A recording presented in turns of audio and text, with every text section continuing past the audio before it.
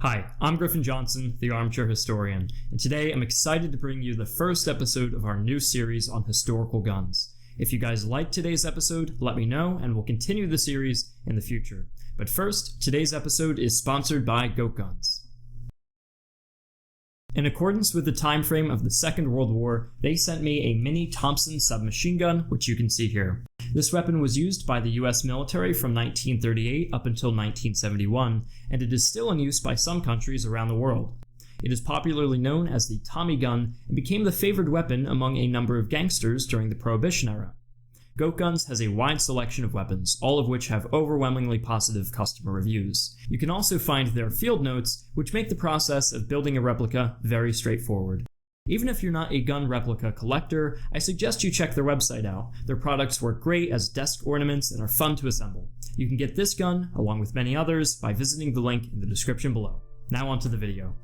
Any observer of the Eastern Front during the Second World War will quickly notice the difference between German and Soviet weapon design philosophy. While the Germans preferred to manufacture complex and high-performing weapons, the Soviets' guns were meant to be more universally adopted. As their primary rifle, the Germans carried the Kar-98K, which was a very robust and ergonomic weapon.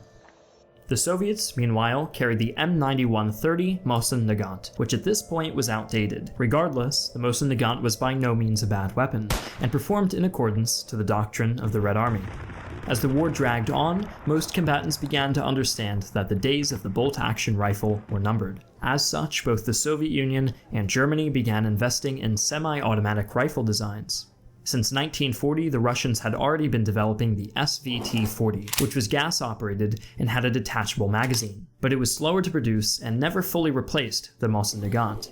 The Germans did not begin development of their own semi-automatic rifle design until 1941, and in 1942 they began deploying the Gewehr 41, which was overly complex and poorly designed. An improved version, the Gewehr 43, was introduced the following year.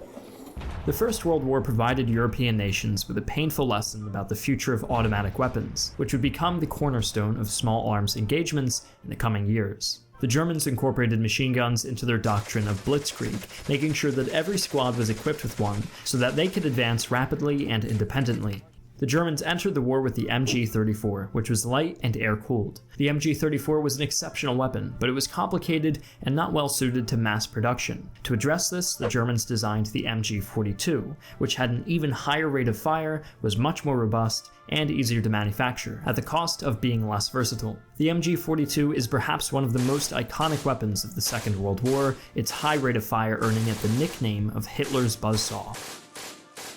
The Soviets, on the other hand, used machine guns as small artillery pieces that were commonly in fixed position.